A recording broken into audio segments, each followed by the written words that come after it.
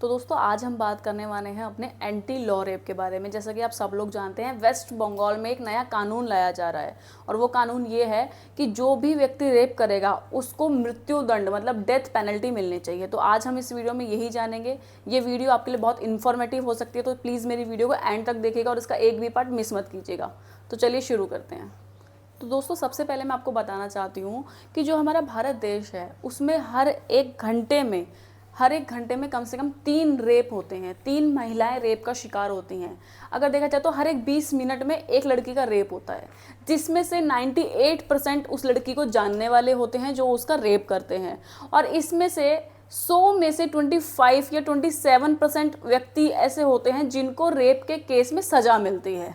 तो अगर इन तीनों आंकड़ों को देखा जाए तो आप देखेंगे कि अगर इसके बिहाव पर हम चलेंगे तो गवर्नमेंट सोचती है कि हमें रेप के ऊपर एक बहुत ही सख्त कानून लाने की ज़रूरत है, क्योंकि देखिए हर 20 मिनट में एक महिला शिकार हो रही है रेप की। भारत देश के आंकड़े ये कहते हैं ना, हर 20 मिनट में एक लड़के का रेप हो रहा है और सज़ा सिर्फ किसको मिल रही है? 27 लोगों को 100 में से।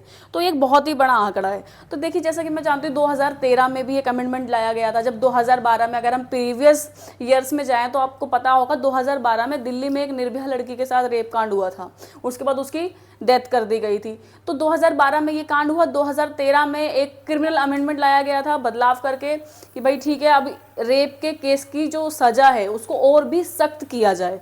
आईपीसी में बदलाव किया गया था, है ना। लेकिन उसके बाद भी कुछ मतलब वो इस तरीके से इम्प्लीमेंट नहीं हो पाए कि व्यक्ति डरे उन सजाओं से, उस कानून से व्यक्ति डरे। तो अभी भी कहीं ना कहीं ये कमी हमारे कानून में नज़र आती है कि हमारे कानून में कोई ऐसा सख्त कानून नहीं है जिससे व्यक्ति डरे और ये रेप के केसेस रुक जाएं। ठीक है, उसके बाद हम देखेंगे कि फिर से एक कठुआ में, जम्मू कश्मीर के कठुआ में एक बच्ची के साथ रेप कर दिया गया था। फिर उसमें बाद में उसकी हत्या कर दी गई थी। वो ये गैंग रेप का मामला था। उसके बाद भी जो गवर्नमेंट थी उसको बहुत रियलाइज़ हुआ कि हाँ भाई सच में अब तो मतलब हद हो गई है, हम कितना बदलाव करेंगे कानून में, लेकिन फिर भी हम इस रेप को नहीं रोक पा रहे हैं। फिर जब उस बच्चे के साथ गैंग रेप किया गया तो उसको मद्देनज़र रखते हुए फिर से 2018 में गवर्नमेंट ने क्रिमिनल अमेंडमेंट में बदलाव किया, आईपीसी में बदलाव किया और सख्त सजाएं रेप के केस में दी गई। लेकिन उसके बाद भी दोस्तों कुछ नहीं बदला भारत देश में, ना ही इन कानूनों की कोई रिस्पेक्ट की गई, ना ही ये उस तरीके से इम्प्लीमेंट किए गए। और जैसा कि अभी आप देखेंगे फिर से 1 जुलाई 2024 को नए कानून लाए गए, नए क्रिमिनल लॉज लाए गए।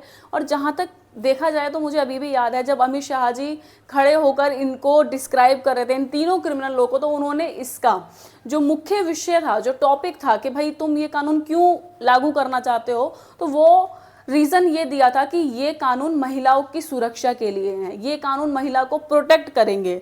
लेकिन देखिए मैं आपको बताना चाहती हूँ उन कानूनों को अगर मद्देनजर रखते हुए देखा जाए तो आज भी हमारे देश में कोई भी महिला प्रोटेक्ट नहीं हो रही है उन लॉज के रिगार्डिंग। जैसा कि अभी आपने देखा होगा प्रीवियस डेज में, और हालांकि अभी भी वर्तमान समय में एक रेप केस बहुत ही फेमस हो चुका है जो कि कोलकाता रेप केस है। एक ट्रेनी डॉक्टर का रेप कर दिया जाता है और उसके बाद उसकी हत्या कर दी जाती है बहुत ही निर्मम तरीके से। और उसके बाद आप देश का हाल देख ही रहे होंगे, कहीं पर कैंडल मार्च हो रहा है, कहीं पर आंसू गैस के गोले दागे जा रहे हैं। और इसका असर सिर्फ कोलकाता में या वेस्ट बंगाल में नहीं है, इसका असर ऑल ओवर इंडिया में हो रहा है। अलग अलग राज्य से लोग अपने तरीके से प्रोटेस्ट कर रहे हैं। कोई कैंडल मार्च लेकर निकल रहा है, कोई संसद का घेराव कर रहा है, कोई ममता बनर्जी के ऑफिशियल जो ऑफिस है वहाँ का घेराव कर रहा है, ममता बनर्जी जी से इस्तीफा मांगा जा रहा है। तो इस रेप केस के बाद हालात बहुत ही बिगड़ गए हैं और अभी भी बिगड़ते जा रहे हैं। जैसा कि आप सब लोग जानते हैं इस रेप के बाद इस रेप केस को ढका गया है, सबूत जो थे उसको मिटाने की कोशिश की गई है, जिसकी वजह से जनता में इतना आक्रोश फैल चुका है। और जैसा कि आप सब लोग जानते हैं जब सबूत मिटाने की कोशिश की गई 5000 लोग हॉस्पिटल में घुस गए हैं और वहाँ पर मारा पार्टी, दंगे फसाद सब कुछ किया गया है ना। उसके बाद डॉक्टरों ने हड़ताल शुरू कर दी। पूरे ऑल ओवर इंडिया के डॉक्टर स्ट्राइक पर आ गए और स्ट्राइक का असर इतना बुरा पड़ा कि सुप्रीम कोर्ट को उसकी वजह से इस केस में इन्वॉल्व होना पड़ा। और सुप्रीम कोर्ट ने कहा कि भाई तुम अपने अपने कामों पे जाओ, हम इस बात पर चर्चा करेंगे। क्योंकि देखिए अगर डॉक्टर अपने अपने कामों पर नहीं जाएंगे तो लोगों के तो मतलब ऐसे मतलब दिन पे दिन मृत्यु होती जाएगी। इतने तो रेप केस नहीं होंगे जितनी 1 घंटे में लोगों की डेथ हो जाएगी, है ना। तो इसलिए सुप्रीम कोर्ट को इसमें इन्वॉल्व होना पड़ा और डॉक्टर्स को वार्न करना पड़ा कि भाई अपने अपने कामों पर जाओ। अगर आप अपने अपने कामों पर नहीं जाओगे, स्ट्राइक खत्म नहीं होगी, तो पब्लिक आपका जो भी हाल करेगी उसके हम जिम्मेदार नहीं होंगे। तो इस तरीके से डॉक्टर्स को समझाया गया है, वार्न किया गया है, तब जाकर वो अपने अपने कामों पर लौटे हैं और स्ट्राइक खत्म हुई है। तो अगर कुल मिला के देखा जाए दोस्तों, जो हमारे देश की हालत है इस वक्त, वो अभी बहुत ही ठीक नहीं है।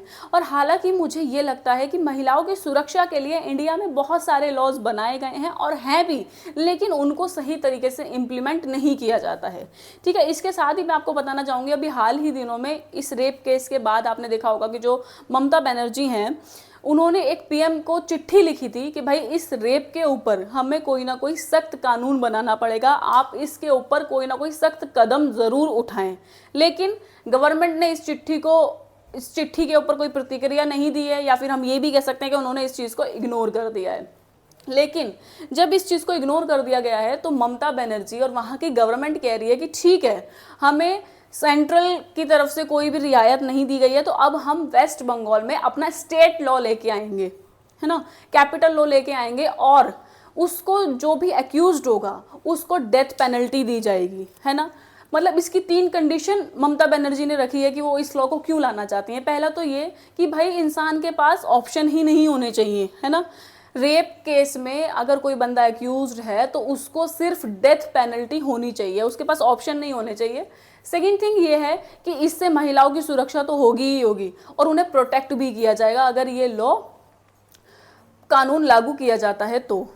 और तीसरा पॉइंट दोस्तों ये है कि इस केसेस को, जो रेप के केसेस होते हैं, कई बार ये ट्रायल के पीछे अटक जाते हैं। जब तक ट्रायल चलता है, दोषी को दोषी करार किया जाता है, तब तक बहुत समय हो जाता है। तो ममता बनर्जी इस कानून के जरिए ये भी मांग कर रही हैं कि अगर ऐसा कोई केस आता है रेप केस, तो उसको फास्ट ट्रैक कोर्ट में चलाया जाए, ताकि जल्द से जल्द इस फैसले पर कोई भी निर्णय जज ले सके, कोई भी निर्णय मजिस्ट्रेट ले सके। इसको ट्रायल की भीड़ में ना फंसाया जाए, है ना, देर ना लगाई जाए रेप केस के फैसलों में। देखिए, वैसे तो हम उम्मीद करते हैं, आई होप कि ये कानून पास हो जाना चाहिए ऑल ओवर इंडिया में, नहीं तो कम से कम किसी वेस्ट बंगाल, किसी एक राज्य में तो आना चाहिए। क्या पता उससे प्रेरित होकर ये ऑल ओवर इंडिया में फैल जाए।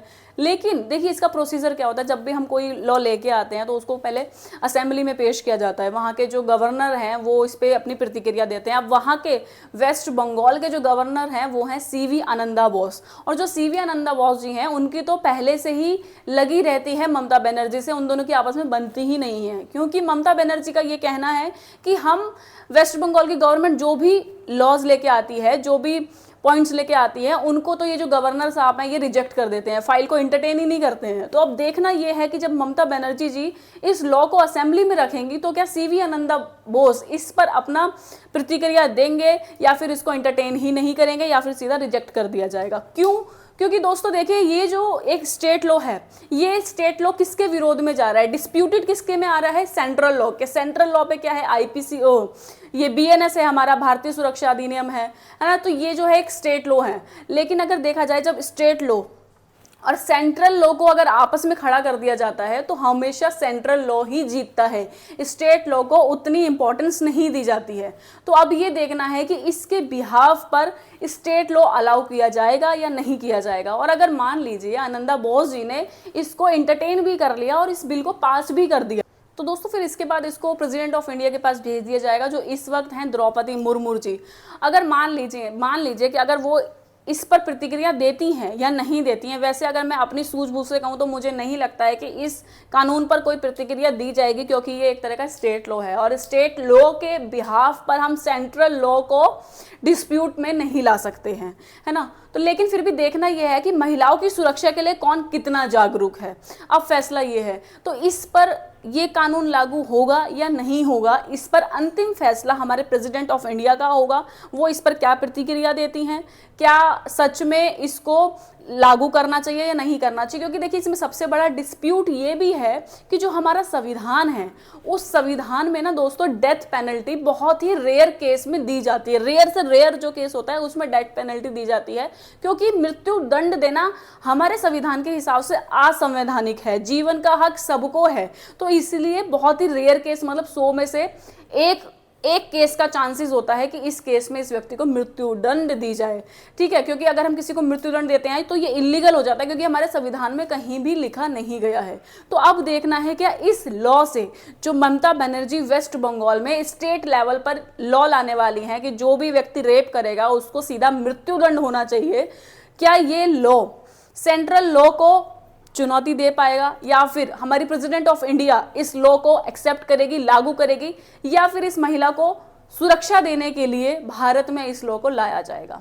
और हालांकि दोस्तों जो वेस्ट बंगाल की सीएम है ममता बनर्जी जी, उन्होंने सीवी आनंदा बोस जो कि गवर्नर है उनसे रिक्वेस्ट भी करी थी कि 1-2 दिन का स्पेशल असेंबली में रखा जाए, स्पेशल ओकेशन रखा जाए, ताकि हम इस बिल को अच्छे से डिस्क्राइब भी कर सकें, ठीक है। तो ये इसी हफ्ते में सितंबर के फर्स्ट वीक में पेश कर दिया जाएगा असेंबली में, और आपको इसी वीक इसका रिजल्ट देखने को भी मिल जाएगा, क्या सीवी आनंदा बोस इसको एक्सेप्ट करेंगे, एंटरटेन करेंगे या नहीं।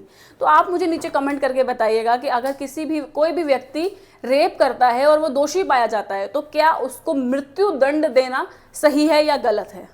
दोस्तों आज की वीडियो में सिर्फ इतना ही, कल फिर मिलेंगे एक नए टॉपिक के साथ। जब तक मेरी इस वीडियो को ज़्यादा से ज़्यादा शेयर करें ताकि ज़्यादा से ज़्यादा लोग अवेयर हो सके और इस पर अपनी प्रतिक्रिया दे सके, और जल्द से जल्द मेरे चैनल को सब्सक्राइब कर लें। Thank you.